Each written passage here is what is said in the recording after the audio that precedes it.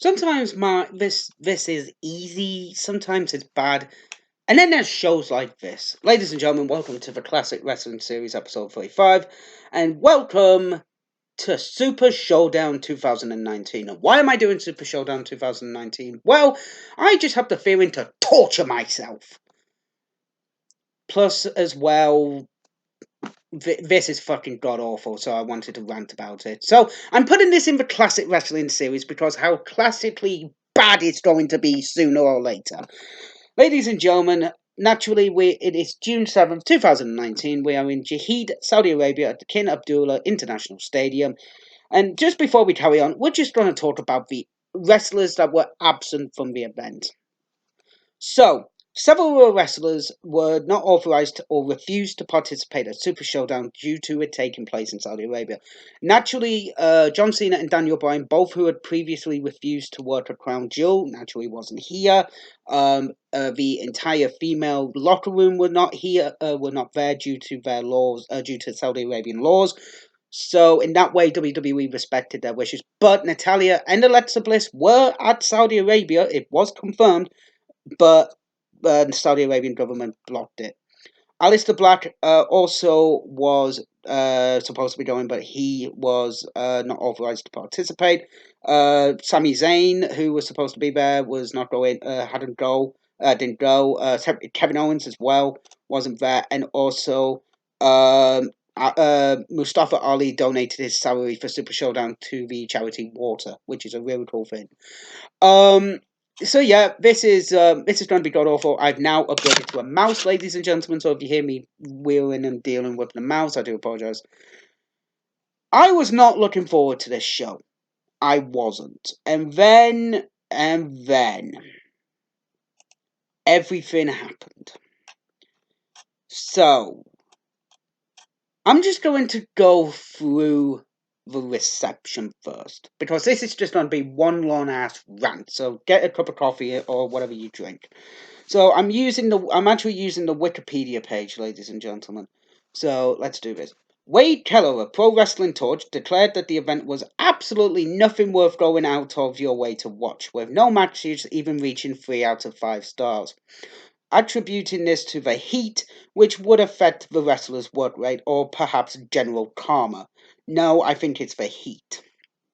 The highest ranked match was Orton Triple H at 2.75 stars, which was well received by the live crowd and had the right finish, but was needlessly long. Keeler rated Balor Andre a 2, utterly inspiring and forgetful, whilst Kingston and Ziggler received a 1.5. Decent but entirely skippable. And then Goldberg vs. Undertaker received a 0.75 as too ambitious. Wow, you are doing something wrong when that guy's doing a 0.75. Yeah, Dave Meltzer during the during the Wrestling Observer Radio, I think this was on Monday or Tuesday, said that most of the people knew they shouldn't have gone, and some of them knew that the booking would be horrible. It's fucking Saudi Arabia. Of course, it's going to be ungodly. Now, yes, I understand that what happened beforehand with the death of if I butcher this name, I do apologize. Of Jamil Khashoggi, Hodai. But that wasn't WWE's fault, naturally, But WWE were fault for basically agreeing to this. But again, sweet blood money, blood money free. The reblooding in had to happen. So let's go through the matches and let me tell you what I thought of them. The Usos, Jimmy and Jey Uso defeated the Revival. This one was okay. This one was fair enough. Not the best match, not the best match, but then again, it didn't really need to be built up. I feel like that. Do apologize, guys. So yeah, it's a pretty good opener, pretty good way to get the show start. Pre-show off to a good start. Next up, we had Seth Rollins defeated Baron Corbin. This one was meh. It was meh. I like Corbin, but you knew going into this that Baron Corbin would not be the Universal Champion. They would not they would not have a title change at this show, and I said that. Seth Rollins winning is fair enough. Brock Lesnar coming out to fucking tease the fucking cash-in pissed me off. I hate Brock Lesnar. Brock Lesnar is a fucking asshole. I hate him. I think he's just an arrogant motherfucker. Should not have won the fucking Money in the Bank. Should not be the receiver of the Money in the Bank because he had a fucking title shot. Oh, but I'm never going to be able to live that fucking down, am I? Next up, Finn Balor versus Angelea for the Intercontinental Championship. This one was good. Again, the Heat has a problem with it, but I thought these two worked okay. Not the best, but not the worst. Finn winning, Finn retaining again was a foregone conclusion, but it was a good match. It was a really good match, I thought, and the right guy won. Shane McMahon with Drew McIntyre defeated Roman Reigns. Why? Why did Shane need to win this match? He didn't. If this is going to continue a feud between him and between Roman and Drew, then Drew McIntyre, then fair enough. But Shane didn't need to win this fucking match. Fuck off, Shane. I don't like Shane. I thought Shane would be meh, but whatever. What next? Oh, great, here we go. Lars Sullivan defeated the Lucha House Party by disqualification. Why the fuck does Lars Sullivan need to win by disqualification? Why? This made no goddamn motherfucking sense. You have fucking Lars Sullivan who can easily kill anybody on the fucking roster, and you have him win by disqualification in his first match. Fuck off. Randy Orton defeated Triple H. This one was This one was the fucking longest match of the fucking night, ladies and gentlemen. Clocking in at 25 minutes. Not even the fucking Battle Royal hit fucking 25 minutes. It was good, but I've seen this match to death. This one is just two old. This is basically just two old guys having a fucking fight. Well, we'll see that in the main event.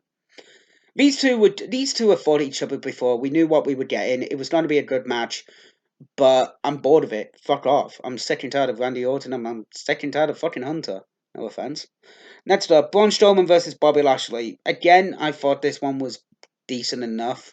Not a barn burner match, but an okay match. Braun winning, fair enough.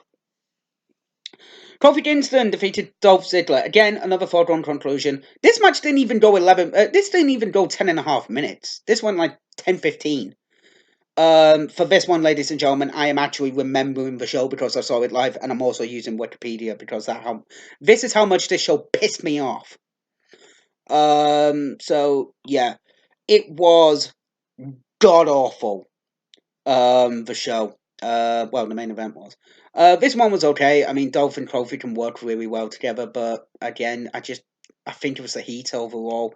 And well, in this match, it must have been hot as fuck.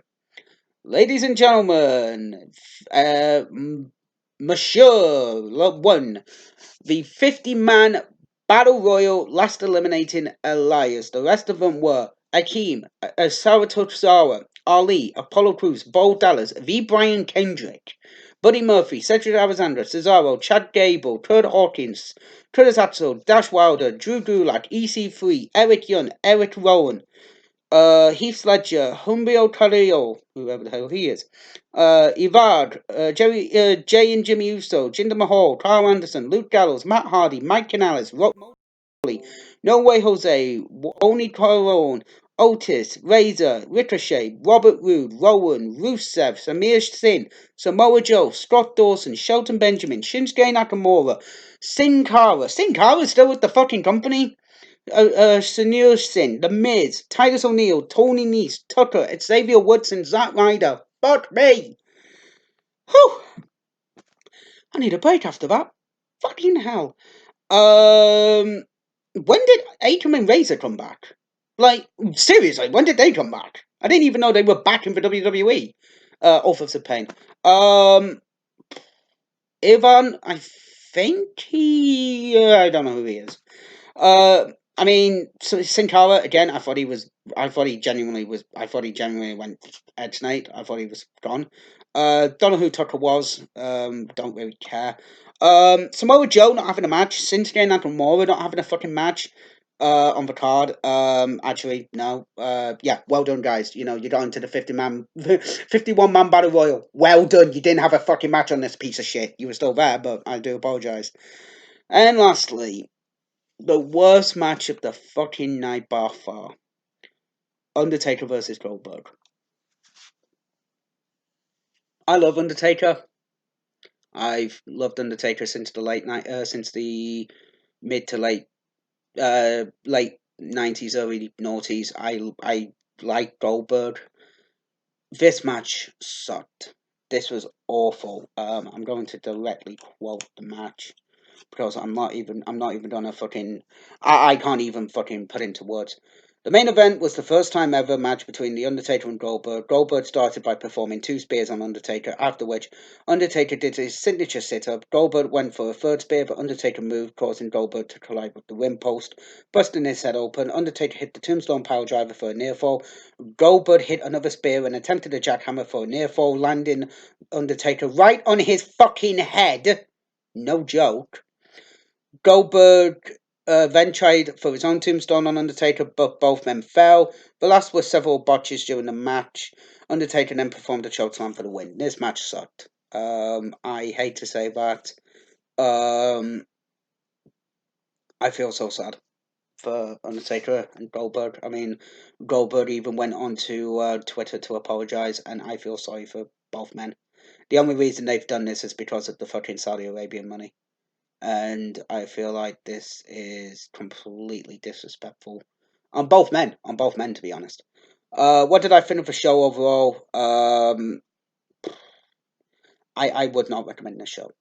I wouldn't, guys. I'm doing this video as I was originally going to be doing a bit of a joke, a bit of a laugh, a bit of a stupid thing, but no, this show, I think the Saudi Arabian shows need to stop.